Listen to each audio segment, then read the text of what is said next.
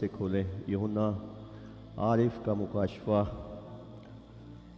جو مکاشفہ اسے خدا یسوع مسیح کے وسیلے سے ملا، اس کا 3 باب اور اس کی 7ویں آیت سے خدا کے کلام کی تلاوت سنی۔ مکاشفہ کی کتاب 3 باب 7ویں آیت سے خدا کے کلام کی تلاوت سنی ہے۔ لکھا ہے، اور فلدلفیا کی کلیسیا کے فرشتے کو یہ لکھ کہ جو قدوس اور برحق ہے اور داؤد کی کنجی رکھتا ہے، جس کے کھولے ہوئے کو کوئی بند نہیں کرتا اور بند کیے ہوئے کو کوئی کھولتا نہیں، وہ یہ فرماتا ہے کہ میں تیرے کاموں کو جانتا ہوں۔ دیکھ، میں نے تیرے سامنے ایک دروازہ کھول رکھا ہے، کوئی اس سے بند نہیں کر سکتا، کہ تجھ میں تھوڑا سا زور ہے اور تو نے میرے کلام پر عمل کیا ہے اور میرے نام کا انکار نہیں کیا۔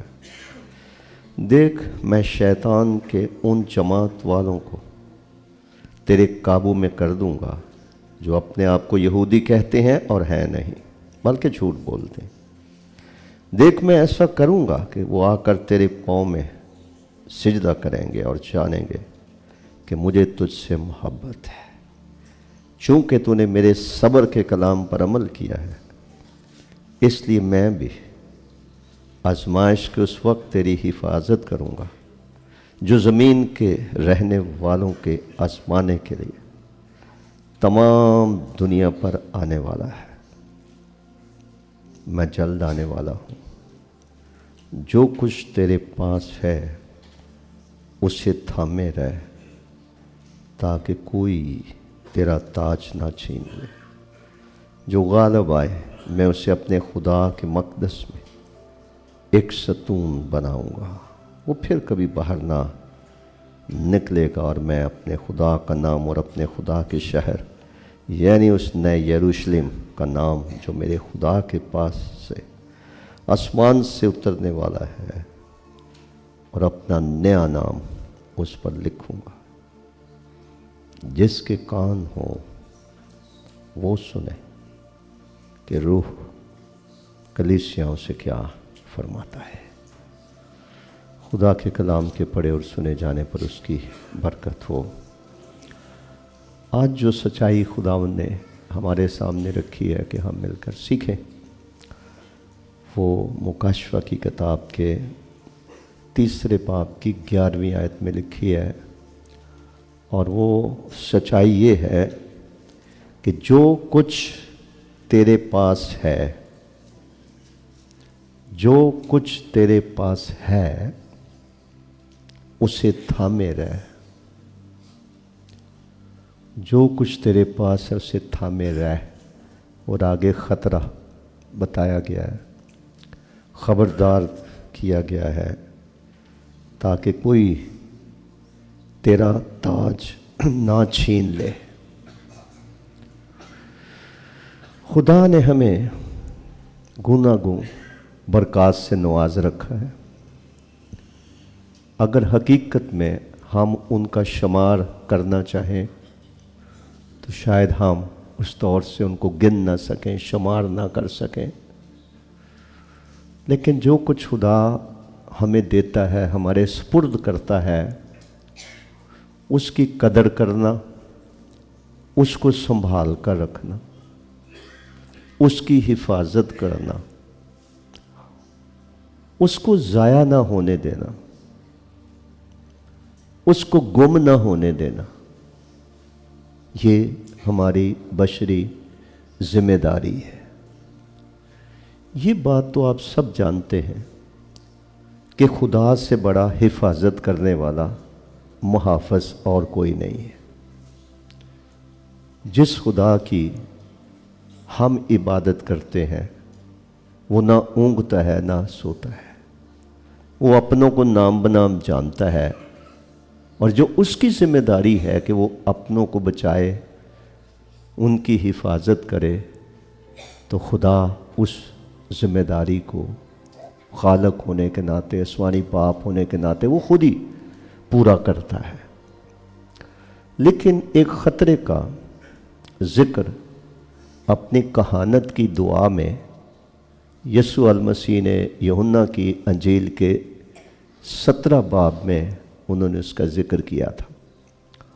اس دعا میں انہوں نے کہا کہ اے باپ، ان کی شریر سے حفاظت کر۔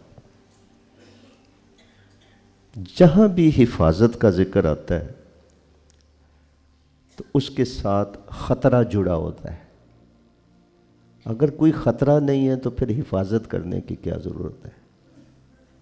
تو مسیح نے مصلوب ہونے سے پہلے جو اپنے حواریوں کے لیے، اور جس میں ہم بھی شامل ہیں، کلیسیا کے لیے دعا کی، جہاں ان کی دعا کا بڑا مرکزی نقطہ یہ تھا کہ اے باپ، جیسے تو اور میں ہم دونوں ایک ہیں، میں چاہتا ہوں یہ بھی سب ایک ہو جائے، ان میں کوئی اختلافات نہ ہو، یہ ایک روح ہو، یگانگت ہو، اتفاق ہو، اتحاد ہو۔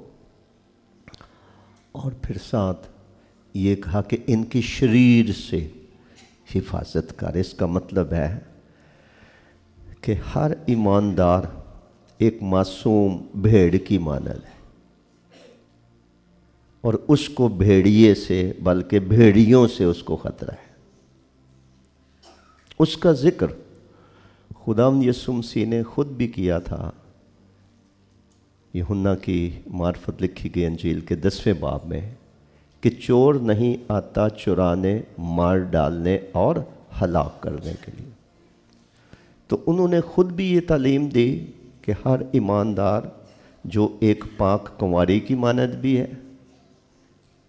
ایک معصوم بھیڑ کی مانند بھی ہے، تو اس کو خطرہ ہے ایک ازلی دشمن سے، اور وہ ابلیس ہے، جو بہت کچھ ہمارا چرا لے جانا چاہتا ہے، چھین لینا چاہتا ہے،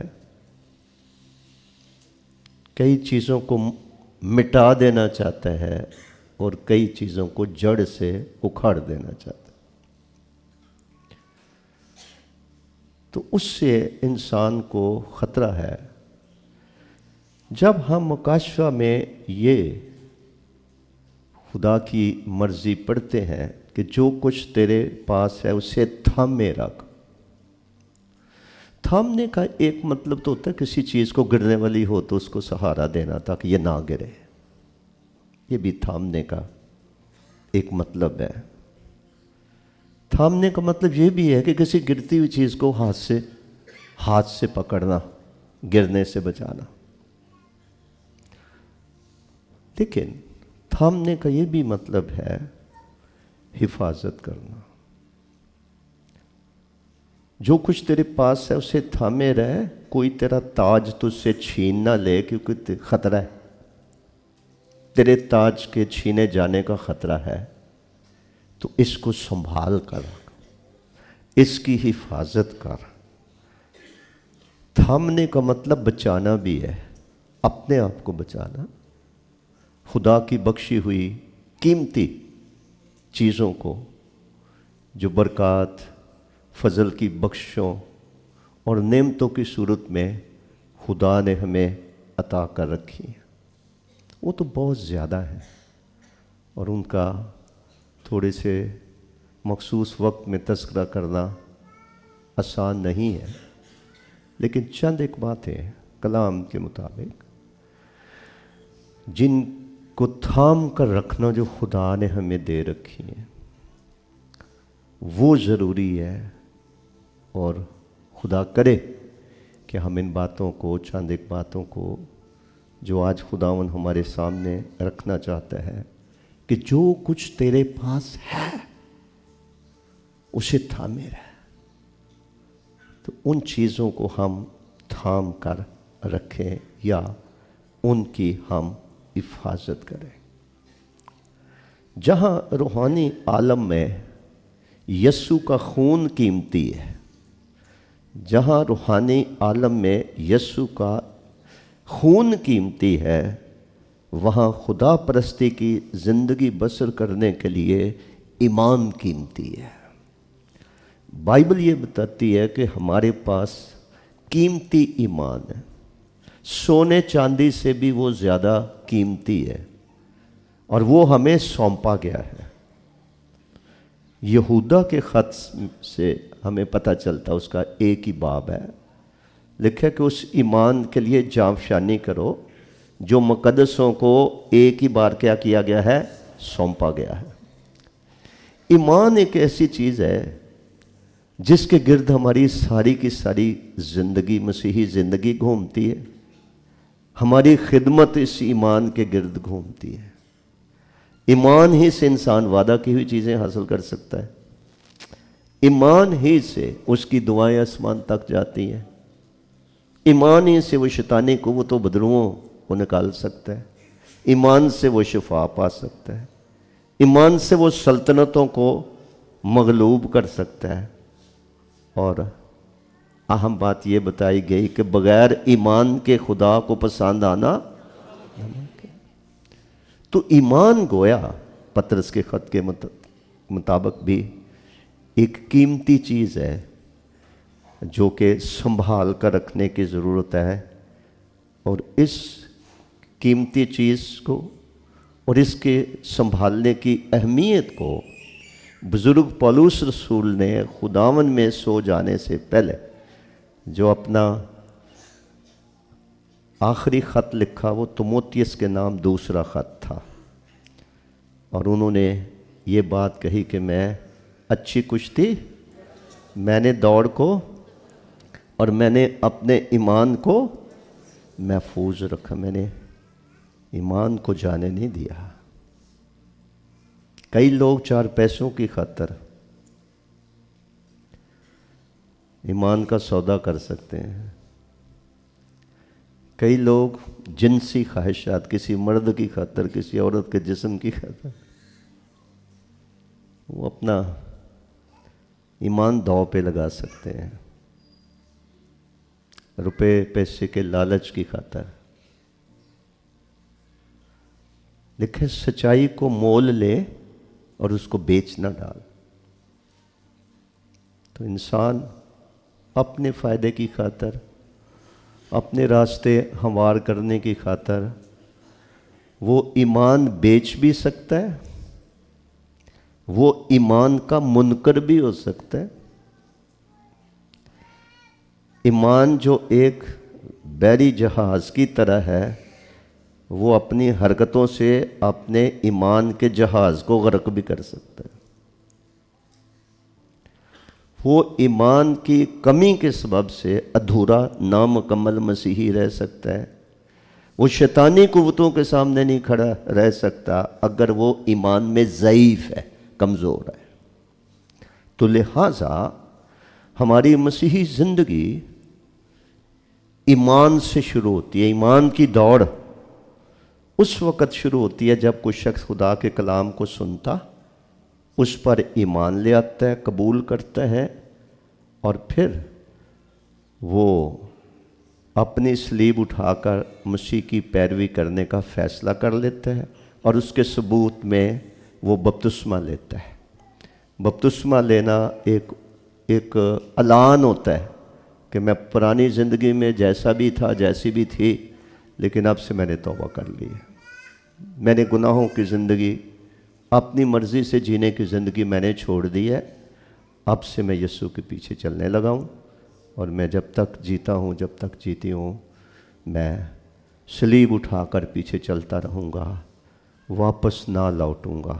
وہاں سے ایمان کی دوڑ شروع ہوتی ہے، جسے عبرانیوں کے خط کا مصنف بتاتا ہے کہ ہم سبوں کو ایک دوڑ درپیش ہے۔ یہ دوڑ بزرگ پولس رسول نے بھی دوڑی، اور پھر کرنتھس کی کلیسیا کو نصیحت کی کہ ایسا دوڑیں تاکہ جیتیں، وکٹری سٹینڈ پر کھڑے ہوں۔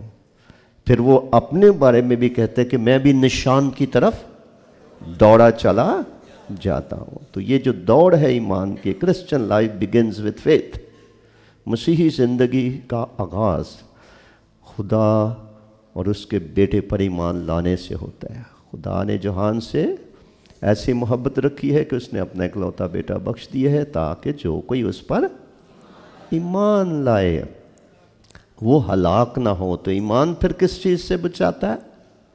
ہلاکت سے۔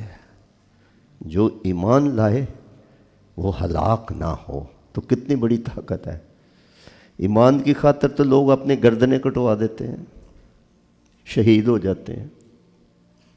غیر مسیحوں میں سے جو لوگ، خاص طور پر پاکستان ہندوستان میں غیر مسیحوں میں سے جو لوگ مسیحی ہوئے تھے، کئی لوگوں کو اپنی جائیداد چھوڑنی پڑی ہے اپنے ایمان کی وجہ سے۔ کئیوں کو عذاب ثانی کا سامنا کرنا پڑا ہے۔ عبرانیوں کے خط سے ہمیں پتہ چلتا ہے کہ تم نے ایمان لانے کے بعد دکھوں کی بڑی کھکھیڑ اٹھائی، تمہارا تماشا بنا، تمہارا مال لوٹ گیا، تمہارے گھر جلائے گئے۔ تو ایمان اگر کوئی گھٹیا چیز ہوتی، معمولی چیز ہوتی، تو انسان اس کے لیے جان دینے کے لیے کیوں تیار ہو جاتا؟ تو اس لیے چور نہیں آتا چرانے اور مار ڈالنے اور ہلاک کرنے۔ آج کی دنیا میں خداوند کی پیروی کرنے کے لیے ہر روز ہر لمحہ ہمیں ایک مضبوط ایک خالص ایمان کی ضرورت ہے، جس کے بغیر ہم خداوند کے ساتھ نیک نیتی سے، وفاداری سے چل نہیں سکتے، اور اگر چل نہیں سکتے تو پھر ہم روحانی ترقی بھی نہیں کریں گے، ہمارا روحانی قد بھی نہیں بڑھے گا، ہم کاملیت کے درجے تک بھی نہیں پہنچیں گے۔ پھر وہ شخص تو بڑا ہی خوش نصیب ہے جس سے خدا راضی ہے۔ تو بائبل سکھاتی ہے ایمان کے بغیر، لیکن خدا کے پاس آنے والے کو ایمان لانا چاہیے، وہ موجود ہے اور اپنے طالبوں کو بدلا دیتا ہے، اور بغیر ایمان کے اس کو پسند آنا ناممکن ہے۔ لیکن اسی ایمان کا ایک خطرہ بتایا مسیح نے کہ جب ابن آدم روئے زمین پر دوبارہ آئے گا تو کیا وہ ایمان پائے گا؟ اس آیت سے کیا مطلب آپ سمجھتے ہیں کہ جب ابن آدم دوبارہ آئے گا دنیا میں تو کیا وہ روئے زمین پر ایمان پائے گا؟ یہ مسیح خود کہہ رہے ہیں۔ کس نقطہ نظر سے کہہ رہے ہیں؟ میرے خیال میں جب وہ دوبارہ اس دنیا میں آئیں گے، بہت کم لوگ ہیں جو اپنے ابتدائی بھروسے اور ایمان پر قائم نظر آئیں گے۔ بہت سارے عذاب ثانی کی وجہ سے، دنیا داری کی وجہ سے، انسانوں اور حکومتوں کے خوف کی وجہ سے، گمراہی کی روحوں کی وجہ سے وہ سچائی پر قائم نہیں رہیں گے، کیونکہ ایمان پر بہت ساری چیزیں جو حملہ کرتی ہیں، جس کی وجہ سے انسان کا، ایماندار کا اپنے ایمان پر قائم رہنا مشکل ہوتا ہے۔ بتایا گیا ہے کہ جب ابن آدم آئے گا، حالات اتنے برے ہوئیں گے، دنیا اتنی ظلم سے بھری ہوئے گی کہ اگر ممکن ہو تو برگزیدہ بھی کیا ہو جائیں گے، لیکن جو آخر تک اس کو کیا ملے گا؟ وہ نجات پائے گا، وہ نجات پائے گا۔ اس کا مطلب ہے کہ روز بروز ہمارے ایمان کی آزمائش تو ہوتی رہتی ہے۔ آج کے دن تک بھی ہم میں سے بہت سارے لوگ کسی نہ کسی طور سے ایمان کی آزمائش کا سامنا کر رہے ہوں گے، لیکن جیسے جیسے اخیر زمانہ آئے گا، دنیا برائی کی طرف اور ظلم کا شکار ہوتی جائے گی، تو اپنے ایمان پر قائم رہنا خدا پرستوں کے لیے اتنا آسان نہیں ہوگا۔ ایمان کو لٹنے سے، کھو جانے سے، ضعیف ہونے سے بچانے کے لیے ہر مسیحی کو جان فشانی کرنی۔ جان فشانی کا مطلب ہے جان چھڑکنا، یعنی سب چیزیں چلی جائیں، ایمان نہ جائے، بڑے سے بڑا نقصان ہو جائے، ایمان کا سودا نہیں کرنا، ایمان کے منکر نہیں ہونا، کیونکہ بغیر ایمان کے خدا کو پسند آنا ناممکن ہے۔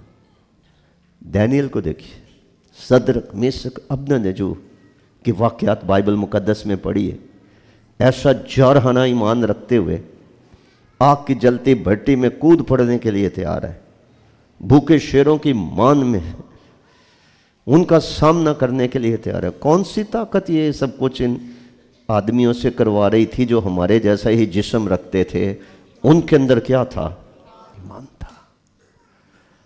ہم یہودی ہیں، ہمیں خدا کے علاوہ کسی اور کو سجدہ کرنا منع ہے، تو لہٰذا بادشاہ سلامت جو مورت آپ نے بنائی، جس کے بارے میں حکم صادر فرمایا گیا ہے کہ جب ساز بجائے جائیں تو سب رعایا جھک کر سجدہ کرے اس بت کو، سب رعایا دنیا دار لوگ کریں تو کریں، ہم مرد خدا ہیں، ہم نے نہیں کرنا۔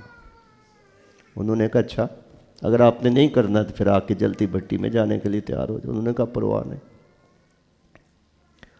جس خدا کی عبادت ہم رات دن کرتے ہیں وہ ہمیں آگ کی جلتی بھٹی سے چھڑانے کی قدرت رکھتا ہے۔ یہ ہے ایمان۔ ایمان کی پرکھ ہوتی ہے، آزمایا جاتا ہے۔ اگر ہم میں سے کوئی بھی کسی کو بھی کوئی پوچھے کہ کیا تو خدا پہ ایمان رکھتا ہے، تو آپ کہیں گے کیوں نہیں بھائی، لیکن وہ فارسی میں کہتے ہیں گفتن آسان است و کردن مشکل است۔ کہنا آسان ہے، کرنا مشکل ہے۔ اپنے ایمان پر قائم رہنا، اس کو ثابت کرنا، اس وقت خاص طور پر جب ہمارے ایمان کی پرکھ ہو، آزمائش میں سے گزرنا پڑے، اور پھر انسان قائم رہے، پھر وہ خدا سے شاباش حاصل کرتا ہے، پھر وہ خدا کو پسند آتا ہے کہ تو مشکل حالات میں بھی میرے ساتھ وفادار رہی، میرے ساتھ وفادار رہا، میرے کلام کے ساتھ وفادار رہا، اور ہمیں اچھا اور دیانتدار نوکر یا خادم کہہ کر تو ہمیں شاباش ملے گی اگر ہم اپنے ایمان کو ضائع نہیں ہونے دیں۔ اس ایمان کو قائم رکھنے کے یوں تو بہت طریقے ہیں۔ ایک طریقہ جو آج کی کلیسیا آہستہ آہستہ بھول رہی ہے، وہ لکھا ہے کہ ایمان سننے سے پیدا ہوتا ہے، اور سننا مسیح کے، تو ماخذ پھر کیا ہوا؟ بنیاد جو ہے وہ تو مسیح یسوع ہے، جس کے لیے لکھا گیا کہ وہ کیا ہے؟ ایمان کا بانی ہے۔ تو ہدایت یہ ہے، تعلیم یہ ہے کہ ایمان کے بانی کو ہم کیا کریں؟ اس سے نظریں نہ اٹھائیں، لیکن کانوں کے ذریعے خدا کا کلام سننے سے ایمان اندر جاتا ہے۔ اب جو چرچ ہی کبھی کبھار آئے، جو سنڈے کرسچن ہو، اس نے صرف اتوار کو آنا، پھر نہیں آنا۔ میں احترام کے ساتھ آپ کو یاد دلانا چاہتا ہوں، ہر سچے مسیحی کو چرچ کی کسی عبادت سے بھی غیر حاضر نہیں ہونا چاہیے۔ مجبوریاں اپنی جگہ، ذمہ داریاں اپنی جگہ ہے، خدا کا کلام سیکھیے۔ میں کئی مرتبہ اس پہ یہاں سے کہہ چکا ہوں، یہ کلیسیا ایونجلزم میں، روحیں جیتنے میں بہت پیچھے ہے، لیکن ہم کیا کسی کو سکھائیں گے جب تک ہم خود نہیں سیکھیں گے؟ بائبل سٹڈی میں آئیں، خدا کا کلام سیکھیں، شخصی طور پر خدا کے کلام فیصلہ کر لیں میں نے ہر روز 5 چیپٹر پڑھنے ہیں، میں نے 1 چیپٹر پڑھنا ہے بائبل کا، میں نے 2 پڑھنے ہیں، جو آپ کے پاس توفیق ہے۔ ڈیلی شخصی طور پر ناغہ نہ پڑھنے دیا جائے، خدا کا کلام پڑھا جائے۔ خدا کے گھر میں بائبل سٹڈی ہوتی ہے، کوئی سیمینار ہوتا ہے، کوئی سیکھنے کا موقع ہوتا ہے، نہ صرف ادھر، کسی اور جگہ بھی چرچ میں ہوتا ہے۔ میں تو کہتا ہوں ہمیں ہر اس جگہ دوڑ کے جانا چاہیے جہاں ہم کچھ نہ کچھ روحانی خوراک لے کے روحانی طور پر ہم قوی ہو سکتے ہیں۔ اور پھر بک شاپ جو ہے یہ کسی منافع کاروبار کے لیے نہیں کھولی گئی، اس کا واحد مقصد یہ ہے کہ ہم خدا کے کلام کو سمجھنے کے لیے ہم تفسیریں یہاں سے لیں، کوئی کتاب لے کے پڑھیں، کسی بھی ٹاک پہ جو آپ کی دلچسپی کا ہے، تاکہ آپ کی روحانی سمجھ میں اضافہ ہو۔ پھر چرچ میں خدا کا کلام سننے کے لیے آنا، جیسے آج باہر ٹینٹ بھی لگا ہے، سب چرچ بھرا ہوا ہے، خدا کا شکر ہو، خدا آپ کو برکت پر برکت، برکت پر برکت دے۔ لیکن ہم صرف سنڈے کرسچن نہ رہیں۔ کئی بچے بتاتے ہیں ہمارے ابو صرف کرسمس پہ آتے ہیں عبادت پہ۔ تو کیا حشر اس کا ہوگا، کیا روحانی حالت ایسے آدمی کی، انسان کی ہوگی، اس کے ایمان کا کیا حشر ہوگا جب خدا ہی ہمیں سکھا رہا ہے، خدا کا کلام ہمیں سکھاتا ہے کہ ایمان سننے سے پیدا ہوتا ہے اور سننا مسیح کے کلام سے۔ تو اس لیے ہمیں خداوند یسوع مسیح کی یہ بات یاد رکھنی چاہیے کہ مبارک ہیں وہ جو راست بازی کے بھوکے اور پیاسے ہیں، کیونکہ وہ کیا ہوں گے؟ سیر اور آسودہ ہوں گے۔ جو راست بازی کا بھوکا اور پیاسا ہے وہ خدا کے کلام کا بھوکا پیاسا ہوگا۔ کئی لوگ گھنٹوں گھنٹے جن کے پاس وقت ہے وہ بیٹھ کے خدا کا کلام پڑھتے ہیں، اب فکروں میں کئی چیزوں کو ذہن میں لا کے سوچتے رہنا، ضرورت سے زیادہ سونا، ضرورت سے زیادہ موبائل کا استعمال کرنا، ضرورت سے زیادہ گپ شپ میں، ہنسی مذاق میں وقت ضائع کرنا، یہ بھی ہماری چوائس ہے، ہم یہ چاہیں تو یہ کرتے جائیں۔ لیکن اگر ہم راست بازی کے بھوکے اور پیاسے ہیں تو جو ہی ہمیں کوئی وقت ملتا ہے ہمارے لیے اچھا ہے، ہماری روح کے لیے اچھا ہے کہ ہم خدا کے کلام سے محبت اپنے اندر ڈیولپ کریں۔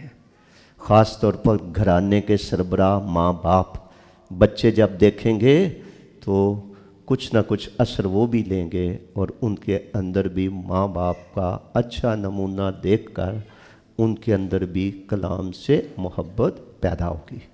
جن کے بچے سنڈے اسکول نہیں جاتے، روتے ہیں ہم نے نہیں جانا، اور آپ ان کے رونے کے سامنے گھٹنے ٹیک دیتے ہیں، ان کو سنڈے اسکول چھوڑ کے آؤ۔ بچے اپنی عمر کے مطابق وہ خدا کا کلام سوکھے، اپنی ذہنی سطح کے مطابق بچپن سے خدا کے کلام کے لیے محبت ان کے دلوں میں پیدا ہو، تاکہ جب وہ درخت کی صورت اختیار کر جائیں، بڑے ہو جائیں، تو وہ ایمان کے منکر نہ ہو جائیں، وہ اپنے ایمان پر قائم رہ کر خدا کے نام کو عزت اور جلال دے سکیں۔ شیطان ایمان کیسے چھینتا ہے؟ چند باتیں تو میں نے اب بتائی، لالچ کی چیزیں سامنے رکھنا، انسانی جسم ہے، پیسہ ہے اور بہت کچھ ہے۔ ایمان کا ایک دشمن جو ہے وہ ہے شک، جو کہ ایمان کی کیا ہے؟ ضد ہے۔ اسی لیے لکھا ہے شک کرنے والا یہ نہ سمجھے کہ مجھے خدا سے کچھ ملے گا۔ دعا کرنا شک ہے کہ چلو دعا کر کے دیکھتے ہیں، ہو سکتا ہے صحیح ہو جائے، وہ دعا کہاں سنی جائے گی؟ شک جو ہے وہ ایمان کی ضد ہے، اس کا دشمن ہے۔ اور شک کرنے والا وہ روحانی باتیں کر سکتا ہے، آیات بول سکتا ہے، کئی طرح کے دعوے کر سکتا ہے، لیکن ایک جارحانہ ایمان رکھنے والا شخص جو خدا سے وعدہ کی ہوئی چیزیں ایمان کی انگلیوں سے لے لیتا ہے، تو شک کرنے والا اس سے محروم رہتا ہے۔ اسی لیے ہمیں اپنے ایمان میں بڑھنے کی ضرورت ہے۔ اسی لیے اپنی زمینی خدمت کے دور میں شاگردوں کو مسیح نے ڈانٹ پلائی تھی، آئی کامت کا دو تو ہمارا ایمان کا رہا۔ جب وہ کشتی میں جا رہے تھے تو وہ سمجھ رہے تھے کہ اب یہ ڈوب جائے گا، ہم نہیں کوئی بھی بچتا۔ حالانکہ مسیح جس کے وسیلے سے سمندر خلق ہوا ہے، ساری کائنات خلق، وہ کشتی میں موجود ہے۔ تو لہٰذا ایمان میں بڑھنے کا طریقہ ہے کہ ہم کلام سے محبت اپنے اندر پیدا کریں، اور پھر نہ صرف کلام کے ساتھ محبت، یہ شاید میں آپ کو سمجھا سکوں یا نہیں، کلیسیا کی جو رفاقت شراکت ہوتی ہے نا، یہ بھی ایمان کو ہوا دیتی ہے، اس کو مضبوط کرتی ہے۔ آپ اکیلے بھی اپنے کمرے میں بیٹھ کے دعا نماز کر سکتے ہیں، لیکن آپ کیوں دور دراز سے آئے ہیں؟ کیوں کراچی کے چاروں کونوں سے آپ عبادت کے لیے آئے ہیں؟ مقدسوں کی رفاقت شراکت بہت بڑا بھید ہے۔ ہم دوسروں کی گواہیاں سنتے ہیں، ہم دوسروں کے چہرے دیکھتے ہیں، ہم شخصی گفتگو ایک دوسرے کے ساتھ کرتے ہیں۔ ہمارا جمع ہونا ہماری روحانی قوت کا، تازگی کا، حوصلے کا باعث بنتا ہے۔ ہمیں روحانی خوراک ملتی ہے، ہمیں تسلی ملتی ہے، ہمیں حوصلہ ملتا ہے، ہم ایک دوسرے کے دکھ سکھ میں شریک ہو سکتے ہیں، ہمیں کہہ لیں کہ ضرورت کے مطابق مفید تعلیم ملتی ہے کئی دفعہ خدا خبردار کرتا ہے انسانوں کو، جو منصوبے انسانوں نے بنائے ہوتے ہیں، جب نبوتی کلام کلیسیا میں ہوتا ہے تو سننے والے کو ماننا پڑتا ہے کہ آج خداوند میرے ساتھ کیا ہوا ہے، ہم کلام ہوا ہے، اور خداوند ہماری کاٹ چھانٹ کرتا ہے، برے ارادوں اور منصوبوں کو سر انجام دینے سے ہمیں منع کرتا ہے، خطرے سے ہمیں آگاہ کرتا ہے، کیونکہ وہ ہمارا خیر خواہ ہے۔ کون سے ماں باپ ہیں جو اپنے بچوں کی ہلاکت چاہیں گے؟ تو خدا تو آسمانی باپ ہے، وہ بھی کسی کی ہلاکت نہیں چاہتا ہے، تو وہ ہمیں مفید تعلیم دیتا ہے، ہمارے بچوں کو تعلیم دلواتا ہے۔ چرچ میں یوتھ میٹنگ کیوں رکھی گئی ہے؟ کہ نوجوان اپنی ضرورت کے مطابق خدا کا کلام سیکھیں، تاکہ وہ برائیاں جو نوجوانوں کو اپنی لپیٹ میں لے لیتی ہیں، یہ بیچارے ان سے بچ جائیں، کیونکہ یہ ہماری میراث ہے، اور اپنی میراث کی حفاظت کرنا جو ہے وہ بھی ہم مسیحوں کی یا انسانوں کی بہت بڑی کیا ہے، ضرورت ہے، کہ ہماری میراث جو ہے کوئی ہم قبضہ نہ کر لے، کوئی ہم سے چھین کر نہ لے جائے۔ کتنے ہیں لوگ جو ہیں وہ مقدمے بھگت رہے ہیں کہ ہمارے پلاٹ پہ کسی نے قبضہ کر لیا، ہماری جو زرعی اراضی ہے اس پہ کسی نے قبضہ کر لیا، بیچارے سری عمر مقدمے لڑتے رہتے ہیں۔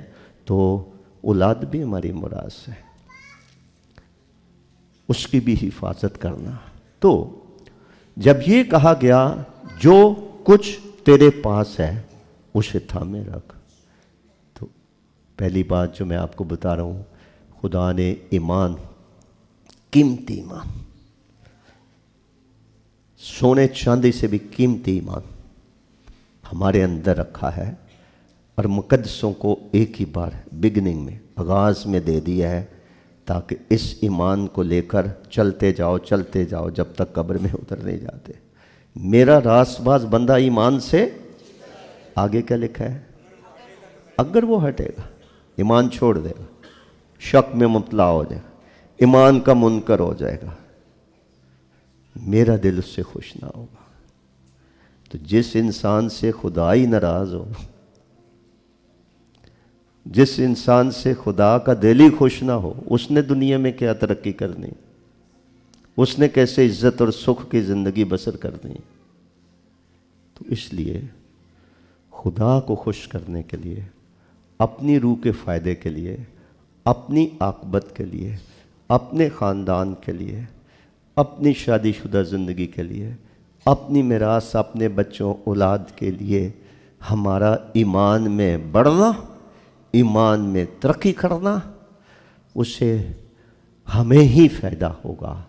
اور ایمان سننے سے پیدا ہوتا ہے، سننا خدا کے کلام سے۔ بعض اوقات کئی ایسی کتابیں ہیں آپ شروع کریں گے، آپ کا دل نہیں کرے گا ان کو چھوڑنے کو، جن کے اوپر انانٹنگ ہوتی ہے، روح کی ہدایت سے جو لکھی گئی ہیں، وہ آپ کبھی پڑھیے، کوئی ہاتھ میں آ جائے آپ کے، آپ پڑھیے، آپ حیران ہو جائیں گے، آپ کے ایمان کا درجہ جو ہے وہ بڑھ جائے گا، لیول آپ کا بڑھ جائے گا۔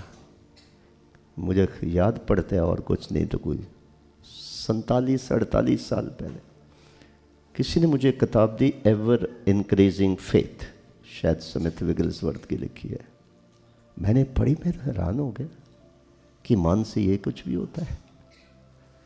تو جب ہم ایمان کے بارے میں تعلیم پاتے ہیں، ایک تو ہمیں اپنا جائزہ لینے کا موقع ملتا ہے کہ میں ایمان میں کہاں ہوں، ٹھیک ہے، میں کم اعتقاد ہوں، میرا ایمان کم ہے، یا میرے اندر یہ خواہش ہے کہ خداوند اس عورت کی طرح میرے بارے میں بھی کہے کہ تیرا ایمان بہت بڑا ہے، جا تیرے ایمان کے مطابق ہو۔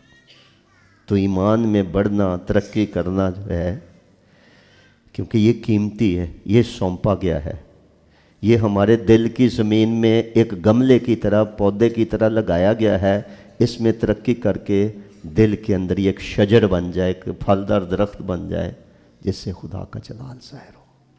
کبھی کبھی پوری کی پوری کلیسیا جو ہے اس کے ایمان کا بڑا چرچا ہوتا ہے، کبھی کبھی کسی خاندان کے ایمان کا بڑا چرچا ہوتا ہے، کبھی کبھی کسی خدا کے خادم یا خادمہ کے ایمان کے بارے میں لوگ بولتے ہیں، جیسے جارج مولر ایک انگریز تھا اور اس نے یتیم خانے کھول رکھے تھے، کبھی کسی سے دمڑی بھی چندہ نہیں مانگا، لیکن اس نے دنیا کو بتا دیا کہ ایمان سے خدا لاکھوں کروڑوں روپیہ بغیر مانگے مہیا کرتا ہے، اور دنیا کو سکھا دیا اس نے۔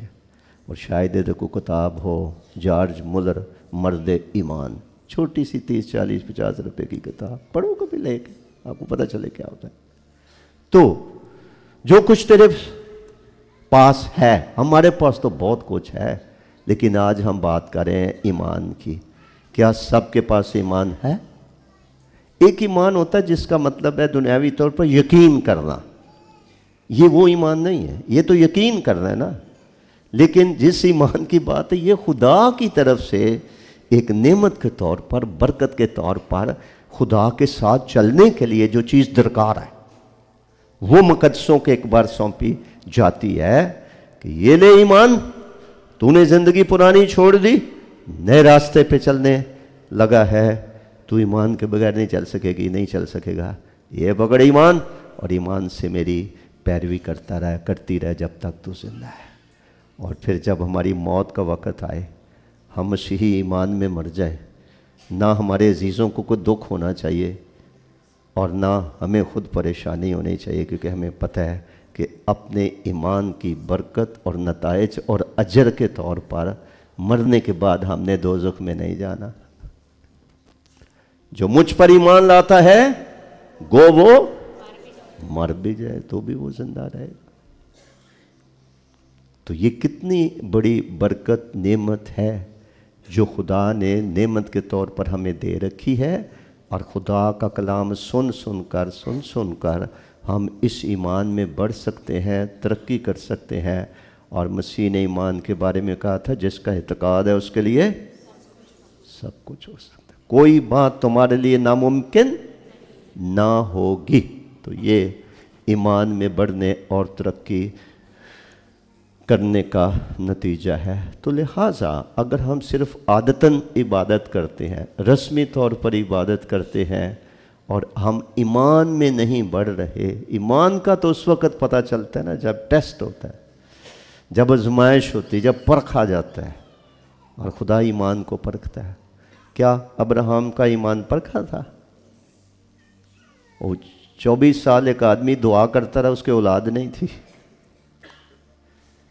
اولاد مل گئی، بہت خوش، جشن منایا جا رہا ہے، اسحاق پیدا ہو گئے، خدا نے برکت دے دی، اتنے آنسو، صبر، انتظار، دعاؤں کے بعد لکھا تب خدا نے ابراہیم کو آزمایا،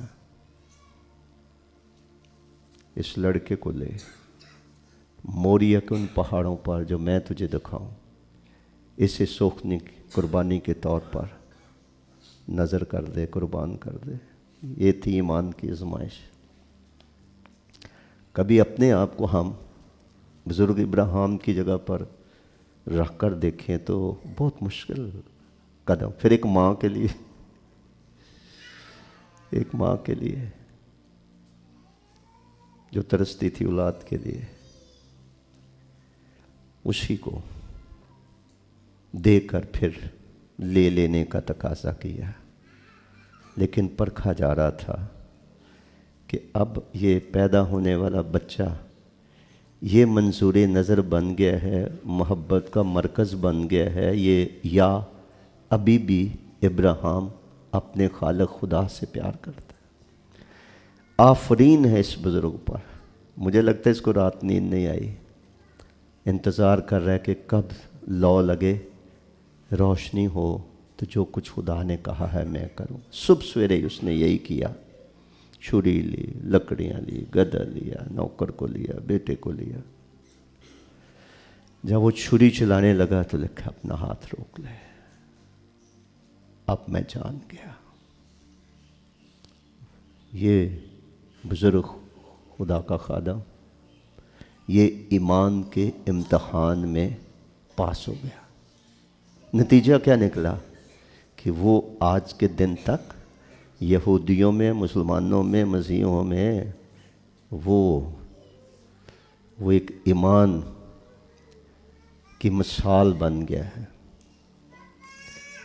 وہ ایمان رکھنے کا سبق دنیا کے ان مذہب کے لوگوں کو سکھا گیا ہے جو خدا تعالیٰ کی وحدانیت پر ایمان رکھتے ہیں. وہ بزرگ شخص ایمانداروں کا باپ کہلایا ہے. تو ایمان پرکھا جاتا ہے. غربت میں پرکھا جائے گا، بے روزگاری میں پرکھا جائے گا، بیماری میں پرکھا، اختلافات میں، غلط فہمیوں میں، بدگمانیوں میں پرکھا جائے گا، شیطان کے حملوں میں پرکھا جائے گا.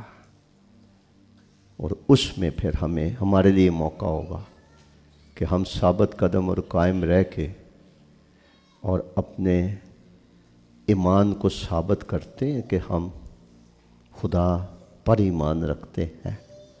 اس کا ایمان جو ہمارے اندر ہے وہ ہر طرح کے خطرے، ہر طرح کے نقصان اور ہر طرح کے حالات میں وہ ایمان انسانوں کی مدد کرتا ہے کہ وہ قائم رہ سکے، ہزار ثانی میں قائم رہ سکے. تو لہٰذا جس شخص کے اندر وہ ایمان نہیں ہے، خدا پر غیر متزلزل ایمان نہیں ہے، جو ایمان کی بولی بول نہیں سکتا ہے، کھوکھلا، صرف لکھا آسمان کی بادشاہی باتوں پر موقوف نہیں ہے کہ ہم ایمان کی کیسی اچھی اچھی باتیں کر سکتے ہیں. لیکن جب موقع آتا ہے، جب پرکھا جاتا ہے، امتحان میں سے خدا ہم انسانوں کو گزارتا ہے، تو پھر پتہ چلتا ہے کہ ہم ایمان کے پرکھے جانے کے امتحان میں ہم پاس ہوئے ہیں یا ہمیں شرمندگی کا سامنا کرنا پڑا ہے.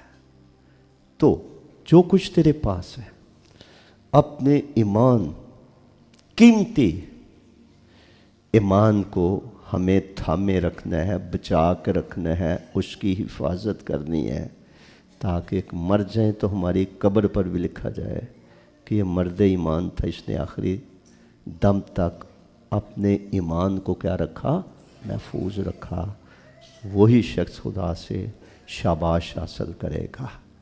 کلیسیا میں جو ہفتہ وار عبادات ہوتی ہیں، اس کا مقصد ہی یہ ہے کہ ایمان میں تربیت ہو، خدا کا کلام سیکھا جائے، ہم اندر باطنی انسانیت میں زور آور بنیں، ہم فتح پانے کے طریقے سیکھیں، ہم دشمن کے ہیلوں اور حملوں اور حربوں کو ہم پہچانیں، اپنے دشمن کو ہم پہچانیں، اور خدا جو ہمارا خیر خواہ ہے اور ہمدرد ہے، ہم اس کی ہمدردی کو، شفقت کو، محبت کو، مفید تعلیم کو لے کر ہم اپنے آپ کو سنواریں، اپنے گھرانوں کو سنواریں، اور سب سے بڑھ کر اپنی عاقبت سنواریں، تاکہ مرنے کے بعد امیر آدمی کی طرح خدا نہ خواستہ کہیں عذاب میں جا مطلع نہ ہوں، بلکہ راحت اور آرام اور عزت کی حالت میں خدا کے حضوری میں ہم داخل کیے جائیں. اور اس کے لیے دوسرا پطرس پہلا باب 10ویں آیت میں لکھا ہے، پس اے بھائیو اپنے بلاوے، اپنی برگزیدگی کو ثابت کرنے کی زیادہ کوشش کرو. اگر ایسا کرو گے تو کبھی ٹھوکر نہ کھاؤ گے، بلکہ ہمارے خداوند یسوع مسیح کی بادشاہی میں بڑی عزت کے ساتھ داخل کیے جاؤ گے. تو جو آخر تک برداشت کرے گا، آخر تک اپنے ایمان پر قائم رہے گا، شاباش بھی اس کو ہی ملنی ہے. عزت کے ساتھ خدا کی حضوری میں بھی اسی کو فرشتے لے جائیں گے. تو اس ضرورت پر ہمیں غور کرنے کی ضرورت. میں پچھلے پورے ہفتے سے دعا کر رہا تھا کہ اس اتوار کو کیا کلام سنایا جائے. خداوند نے مجھے بتایا کہ یہ جو کچھ تیرے پاس ہے اسے تھامے رہ، اپنے ایمان کو بچا، اس کو خراب نہ ہونے دے، اس کو زنگ نہ لگنے دے، اس کو نقصان نہ پہنچنے دے، اس کو لٹنے نہ دے. یہ گم نہ ہو جائے، یہ چوری نہ ہو جائے، اس کو حفاظت کر۔ اب ایمان جو ہے اس کے بارے میں افسیوں کے خط میں لکھا ہے کہ تمہیں ایمان کے ذریعے سے فضل ہی سے کیا ملی ہے؟ نجات ملی ہے۔ تو ایمان کا بڑا کرشمہ کیا ہے کہ ایک میں نے بتایا کہ جو اس پر ایمان لائے ہلاک نہ ہو، ایمان ہلاکت سے بچاتا ہے۔ ایمان جو ہے اس کے نتیجے میں ہر سننے والے کو کیا ملتی ہے؟ قبول کرنے والے کو نجات ملتی ہے۔ تمہیں ایمان کے وسیلے سے فضل ہی سے نجات ملی ہے، تمہاری طرف سے نہیں، یہ خدا کی طرف سے ہے۔ تیتس کے خط میں لکھا اس نے ہمیں نجات دی، ہمارے ان اچھے کاموں کی وجہ سے نہیں، نیک کاموں کی وجہ سے نہیں جو ہم نے خود کیے ہے، اس کی وجہ سے نہیں دی، اس نے ہمیں نجات دی، ہمارے اچھے کاموں کی وجہ سے نہیں دی ہے، بلکہ اپنے فضل اور مسیح یسوع کے کفارے کے نتیجے میں اس نے ہمیں نجات دی ہے۔ ہم بھی پرانی زندگی میں فریب کھانے والے، رنگ برنگ کی خواہشات میں زندگی بسر کرنے والے تھے، لیکن جب اس کا فضل ہم پر ہوا اس نے ہمیں نجات دی۔ تو اس کا مطلب ہے کہ خدا نے ہمیں ایمان بھی دیا ہے، اور ایمان کے بعد اس کے نتیجے میں خدا نے کیا دی ہے؟ ہمیں نجات دی ہے۔ اب یہ جو نجات ہے اس کو یسایہ نبی نجات کو کپڑوں کے ساتھ یا پوشاک کے ساتھ تشبیہ دیتا ہے، اور اچھا ہے کہ آپ یہ آیت پڑھیں، یہ غالباً یسایہ نبی کے صحیفے کے 61 باب کی 10ویں آیت ہوگی، بہت پیاری آیت ہے، یاد رکھنے والی ہے، تو ہم نکال کر ہم پڑھیں۔ یسایہ نبی کا صحیفہ اس کا 61 باب 61 چیپٹر،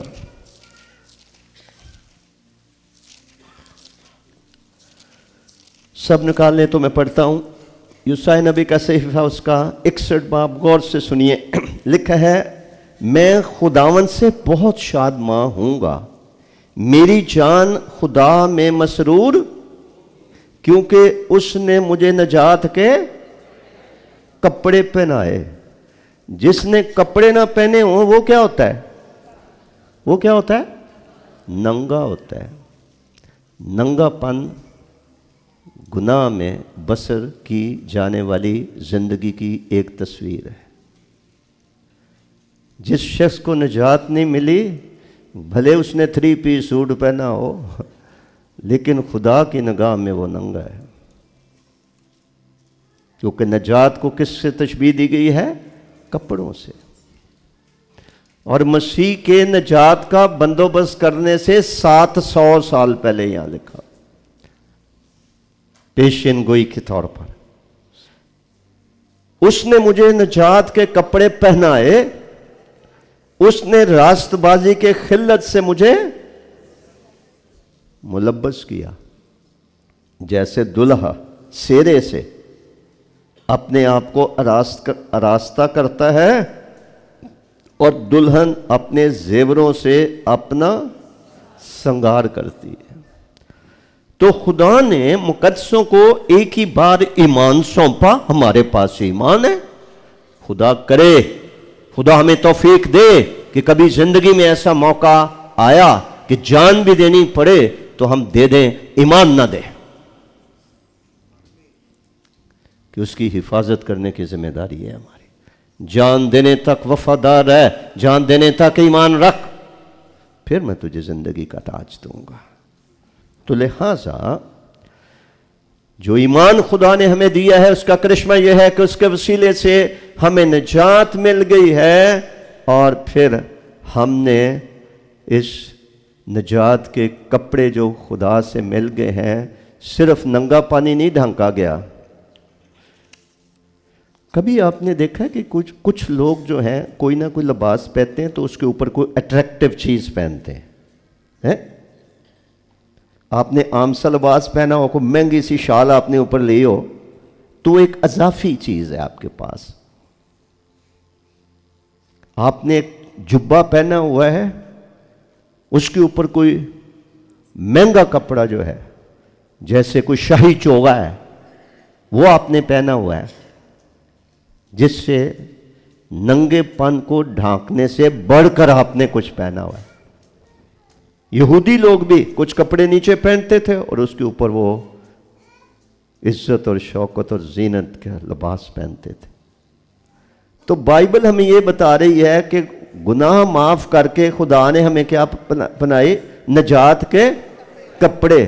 तो नजात देकर कपड़ों के ऊपर क्या रास्तबाजी का खिल्लत, एक चौगा और ऊपर बना दिया। इज्जत की जिंदगी आप बसर कर सकोगे तुम्हें नजात मिल गई है। अब जिस गंदगी में चूजों की तरह, मुर्गियों की तरह लोग चौंचे मार रहे हैं, तुम नहीं मारोगे। तुम्हें नई जिंदगी मिल गई है, मसीह में नए मखलूक हो गए हो, पुरानी चीज़ें जाती रही हैं। गंदगी और गुनाह की लज्जत और प्यार से नफ़रत और कराहियत नजात के नतीजे में तुम्हें मिल गई है। तो इसका मतलब है जहाँ हमने क्या करना है, जहाँ हमने ईमान को थाम कर यानी उसकी हिफाजत करनी है, वहाँ हमने क्या करना है? हमने अपनी पोशाक की भी क्या करनी है? हमने अपनी पोशाक की भी हिफाजत करनी है। ये हमारी जिम्मेदारी है। इसका मतलब है कि हम नजात को गंवा ना दें, बरगज़िदगी को गंवा ना दें, रास्तबाजी को खो ना दें, और हम अपने खुदावन की जो फजल से उसने हमें नजात दे रखी है उसकी हम कदर करें। दो एक आयात पढ़िए मेरे साथ। तीसरा बाब निकालिए मुकाशवा का। मुकाशवा का तीसरा बाब। लुदिकिया की कलीसिया को पैगाम है, 14वीं आयत से मैं पढ़ता हूँ। और लुदिकिया की कलीसिया के फरिश्ते को ये लिख कि जो आमीन और सच्चा और बरहक गवाह और खुदा की खलकत का मबदा है, वो ये फरमाता है कि मैं तेरे कामों को, हम सब की ज़ाहरी ज़िंदगी और पोशीदा ज़िंदगी शायद एक दूसरे से छिपी हुई हो, खुदा से छिपी हुई नहीं है। मैं तेरे कामों को जानता हूँ। ना तू सर्द है, ना काश के तू मिली जुली जिंदगी, चर्च में कुछ बाहर कुछ, एक तरफ हो जा। ना तू सर्द है ना तू गर्म है। बस चूंकि तू ना तो गर्म है ना सर्द बल्कि नीम गर्म है, इसलिए मैं तुझे अपने मुंह से निकाल फेंकने को हूं। और चूंकि तू कहता है कि मैं दौलतमंद हूं और मालदार बन गया हूं और किसी चीज का, और ये नहीं जानता कि तू कम बख्त, यानी तू नसीब रखने वाला खुशकिस्मत नहीं है, तू तो लानत के नीचे, तू कम बख्त है और खार और गरीब और अंधा और नंगा है, गैर निजात याफ्ता है। निजात के कपड़े नहीं तूने पहने हुए, तो दूसरे महंगे कपड़े अमीर आदमी की तरह पहन सकता है, निजात के कपड़े नहीं तूने पहने, तू नंगा है। इसलिए मैं तुझे सलाह देता हूं कि मुझसे आग में तपाया हुआ, ताकि तू, और आगे क्या लिखा है, सफेद पोशाक ले, निजात ले। कई लोग सारी उम्र चर्च जाएंगे, तौबा नहीं करनी, उन्होंने ना बपतिस्मा लेना है, आएंगे गाएंगे, को चंदा डाला, को गीत सुने, को मिले लो। इसीलिए तो लिखा जो मुझसे आए खुदावंद कहते हैं उनमें से हर एक खुदा की बात से मैं दाखिल। आगे क्या लिखा है? आगे लिखा है वही होगा जो मेरे आसमानी बाप की मर्जी पर। आसमानी बाप की मर्जी क्या है? तीमुथियुस के खत में लिखा है, ये बात हमारे मुनज्जी खुदा के हुज़ूर उम्दा और पसंदीदा है। वो चाहता है कि सब लोग निजात पाएं और सच्चाई की पहचान तक पहुंचे। ये खुदा की मर्जी है। तो खुदा ज़बरदस्ती नहीं करता। यहाँ लफ्ज़ लिखा है सलाह, صلاح، اس لیے میں تجھے صلاح دیتا ہوں کہ مجھ سے آگ میں تپایا ہوا سونا خرید لے جو کہ ایمان ہے، تاکہ تو دولت مند ہو جائے، اور سفید پوشاک لے تاکہ تو اسے پہن کر ننگے پن کے ظاہر ہونے کی شرمندگی۔ جو شخص بھی گناہ کرتا ہے کچھ مہینے کچھ سال چھپا رہے، چھپا کے رکھے، ایک وقت آئے گا ننگا ہو جائے گا، اس کے اعمال ظاہر ہو جائیں گے۔ ایک وقت تو بھی ایسا بھی آئے گا کہ جو کچھ چھپ کر کیا ہے کہ کسی کو نہ پتہ چلے، اس کی کوٹھوں پہ منادی ہوگی۔ ہزاروں سال پہلے ایک خدا سے ڈرنے والے شخص نے کہا، خدایا تیری حضوری تو نہ سکے میں کتنے جاواں۔ There is no hiding place۔ خدا اندھیرے میں بھی دیکھ لیتا ہے، ہر ہماری سرگرمی، ہماری دوستیاں، ہم وقت کیسے گزارتے ہیں، پیٹھ پیچھے منہ کیسے کھولتے ہیں، ہم کیا بک رہے ہوتے ہیں، ہمارے ہاتھ کن چیزوں کے لیے استعمال ہوتے ہیں۔ کتنے لوگ ہیں جو بیویوں کے اوپر ہاتھ اٹھاتے ہیں اور آگ سے دھمکی دیتے ہیں، خبردار کسی کو بتایا تھا۔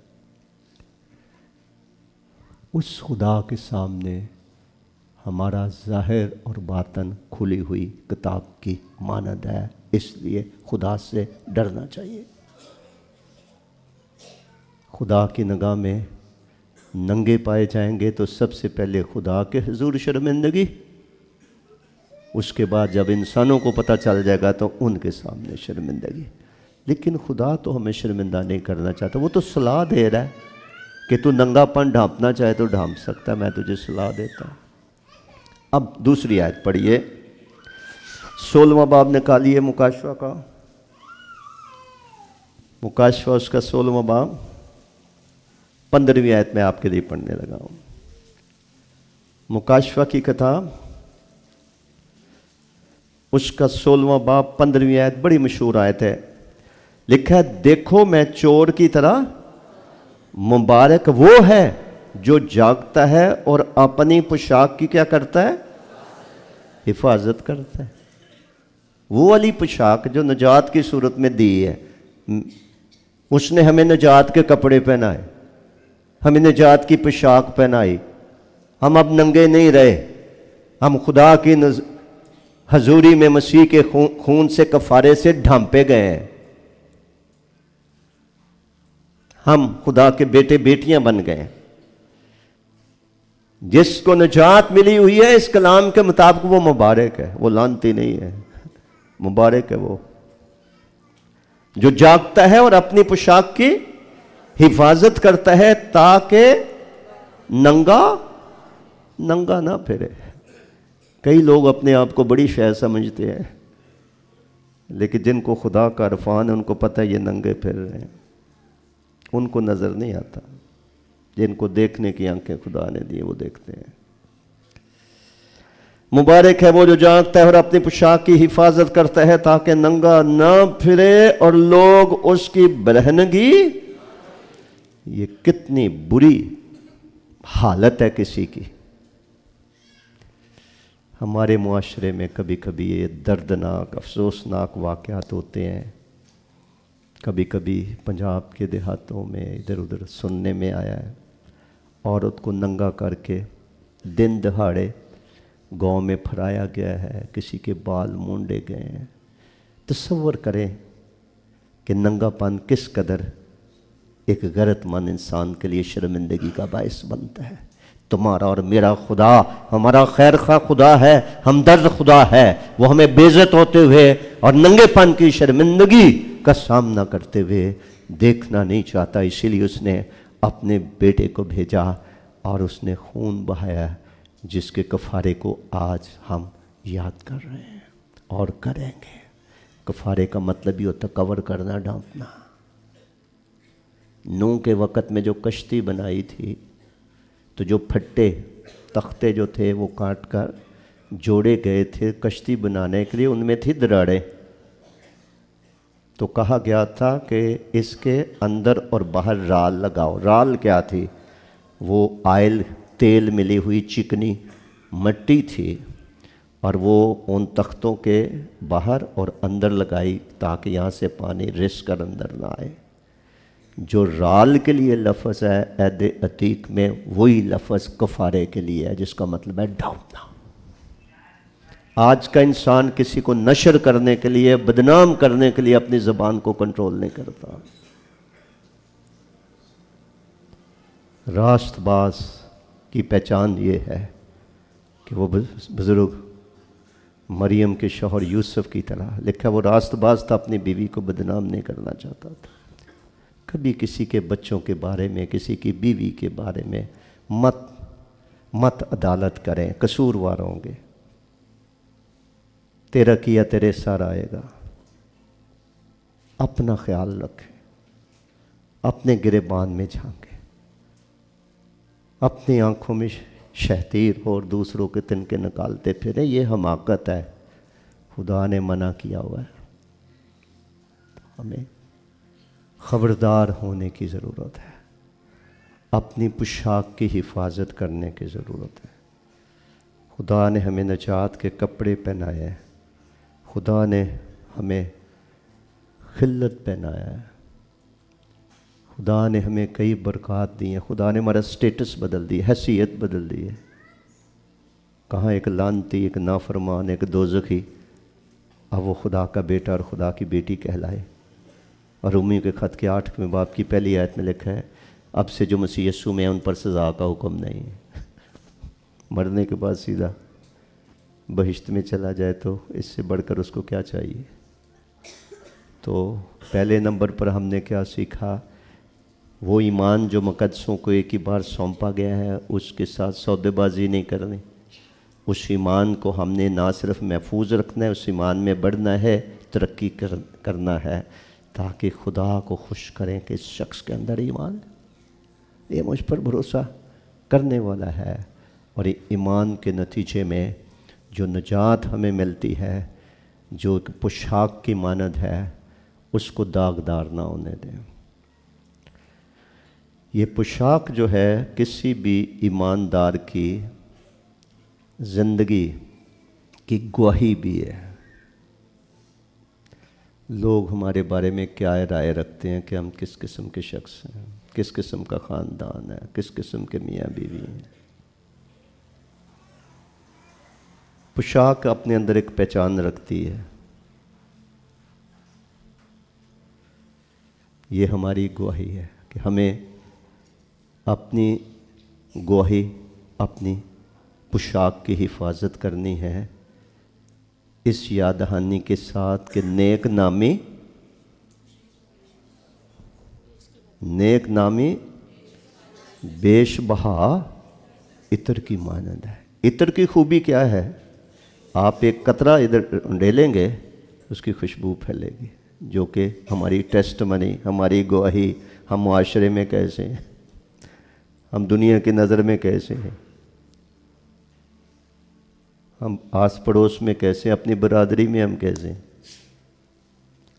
جہاں ہم جاب کرتے ہیں، جہاں ہم پڑھتے ہیں، ٹریننگیں کر رہے ہیں، جو بھی کر رہے ہیں، کس نگاہ سے لوگ ہمیں دیکھتے ہیں کہ ہم کیسے شخص ہیں۔ تو اپنی پوشاک کی حفاظت کرنا، کسی کو انگشت نمائی کا موقع نہ دینا، اپنی زندگی، چال چلن اور حرکتوں سے خدا کا نام بدنام نہ ہونے دینا، اور یاد رکھنا کہ تم اپنے نہیں، قیمت سے خریدے گئے ہو، پس اپنے بدنوں سے خدا کا۔ آدھی باتیں میں نے چھوڑ دی ہیں، پھر کسی وقت بتاؤں گا۔ تو ہم خدا کے حضور جھکیں، جو کچھ تیرے پاس ہے۔ ہو سکتا ہے میں نے تو صرف 2 باتوں کا ذکر کیا ہے، جب ہم دعا کریں گے تو خداوند آپ پر خود بھی ظاہر کرے کہ ان سے ہٹ کر بھی خداوند نے آپ کو یہ دیا ہوا ہے۔ کوئی توڑا ہو سکتا ہے، کوئی نعمت ہو سکتی ہے، کوئی خدمت ہو سکتی ہے، کسی کو خدا نے مسح کیا ہو، انائنٹ کیا، اپنی انائنٹنگ نہ کھو دیں سمسون کی طرح، اپنی عزت ہی نہ گنوا دیں داؤد کی طرح۔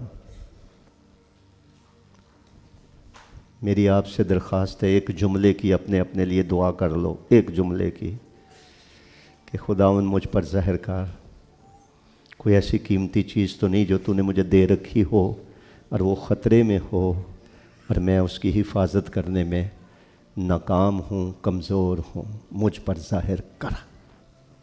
اور جب خداوند اپنے کرم سے کوئی ایسی بات ہم پر ظاہر کر دیتا ہے تو خدا سے معافی مانگ کے، توبہ کر کے اپنے آپ کو حلیمی سے خدا کے فضل کے کلام کے سپرد کر دیا جائے۔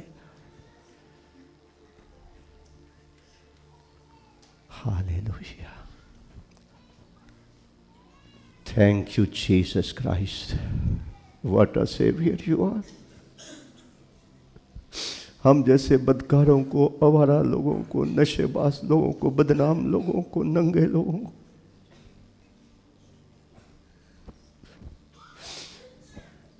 گستاخ لوگوں کو، سرکش لوگوں کو، دنیا کی چیزوں، بری خواہشات رکھنے والوں کو مفت میں آپ نے نجات دے دی، مفت میں دے دی۔ ہم ننگوں کو آپ نے کپڑے پہنا دیے، الفاظ نہیں تیرا شکر ادا کر۔ آج ہماری ہر ایک برائی کو، نافرمانی کو، نادانی کو بخش دے۔ ہمیں اندر سے دھو دے، ہمارے ذہنوں کو دھو دے، ہمارے دلوں کو دھو دے۔ بدن کے اعضاء جو گناہ کے لیے استعمال ہوتے ہیں ان پر غلبہ دے دے، نیا بنا دے، اپنی روشنی بخش دے۔ رتی بھر تاریکی بھی ہمارے اندر نہ رہنے دے، راست باز ہونے کے لیے ہوش میں آنے کی توفیق دے، ڈرتے اور کانپتے ہوئے اپنی اپنی نجات کا کام کیے جانے میں ہماری مدد فرما، ہماری سن۔ ہم تیرے پیارے بیٹے خداوند یسوع مسیح کے پاک نام کا واسطہ دے کر مانگتے ہیں، آمین۔ آج سب ہم اپنے قدموں پر کھڑے ہوں، کوائر آئے، گیت ہم نے گانا ہے، تو میری خوشی ہے۔ نجات کے ساتھ، نجات کا پیکیج ہے خوشی، لکھا ہے اس پر ایمان لا کر تم ایسی خوشی مناتے ہو جو جلال سے بھری اور بیان سے باہر ہے۔ یہ نجات کی خوشی ہے، ابلیس کو چھیننے نہ دیں، خوش رہیں۔ بزرگ پولس کہتا ہے، پھر کہتا ہوں خوش رہو، اس میں تمہاری حفاظت ہے، فلپیوں کے خط میں لکھا ہے۔ تو سب گائیں گے کوہر کی رہنمائی میں، تو میری خوشی ہے۔ جو کچھ گا رہے ہیں الفاظ پہ غور کریں، اس کے بعد پھر ہم صاف دلی سے، خدا کے خوف میں، سنجیدگی سے، خداوند کے خون اور بدن میں شریک ہو کر خداوند کو یاد کریں گے، جس نے اپنا خون دے کے، قربانی دے کے، کفارہ دے کے ہم ننگوں کو ڈھانپا۔ ہاللویا، شبر سکھر بر سنگھریا۔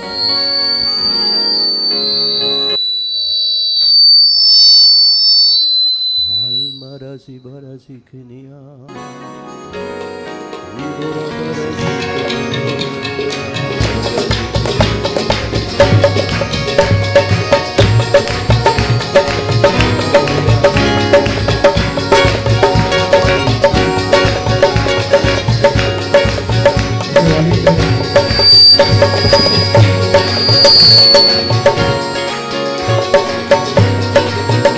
میری خوشی ہے، تو میرا بسا ہے، تو میری خوشی ہے، تو میرا بسا ہے، تو میری قوت ہے۔ تیری خوشی تیرا بسا میرا زور ہے، تیری خوشی تیرا بسا میرا زور ہے۔ تیری بادشاہی کا یہ کیسا زور ہے، تیری بادشاہی کا یہ کیسا زور۔ تو میری خوشی ہے، تو میرا بسا ہے، تو میری قوت ہے۔ تو میری خوشی ہے، تو میرا بسا ہے، تو میری قوت ہے۔ تو ہے زندہ خدا،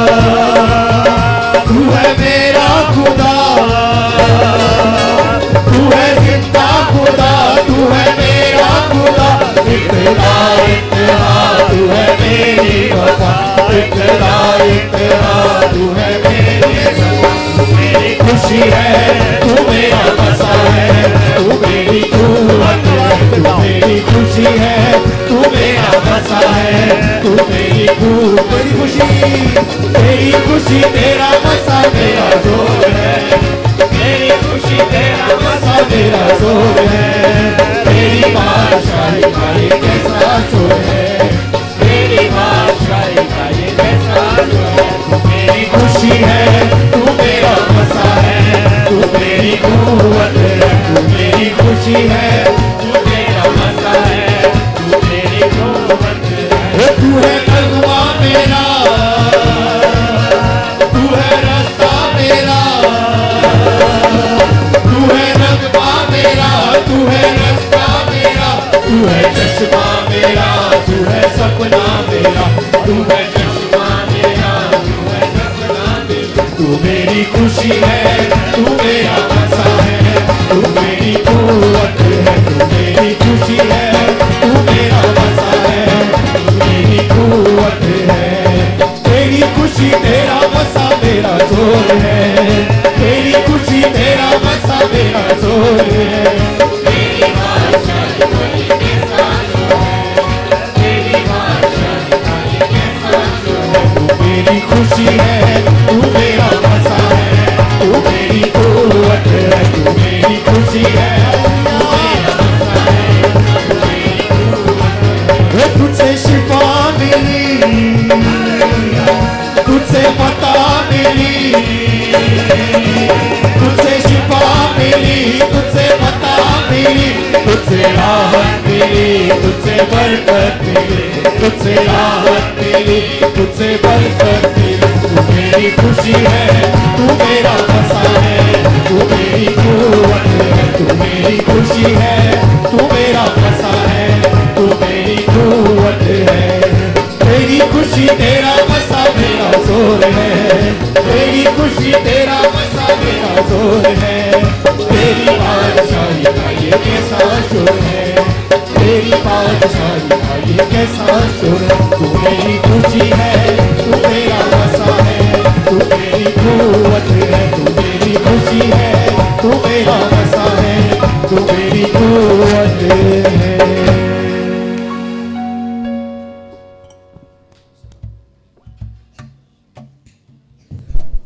चेक। आइए हम दुआ के लिए सरों को झुकाएं। इस रोटी पर और शीरे पर हम बरकत चाहेंगे। प्यारे खुदा बाप, हम तेरा शुक्र अदा करते हैं। तू सब कुछ का सरचश्मा है। हमारी खुशी, हमारा इत्मीनान, हमारी तसल्ली, हमारी निजात, हमारी रास्तबाजी, हमारी बहाली, हमारी बरकत, हमारा छुटकारा, हमारी मखलसी, हमारी शिफा, हमारी ज़िंदगी, सब में सब कुछ तू ही है प्यारे खुदा। और आज शुभ खुदावंद हम तेरा शुक्र बजा लाते हैं तेरे बेटे के लिए और उसके बहाए गए बेशकीमत खून के लिए, उसके तोड़े गए बदन के लिए, उसकी गिरां कदर मौत के लिए, उसके कफ़ारे और फिदिये के लिए, उसके बहाए हुए खून के एक एक कतरे के लिए हम तेरा शुक्र अदा करते हैं।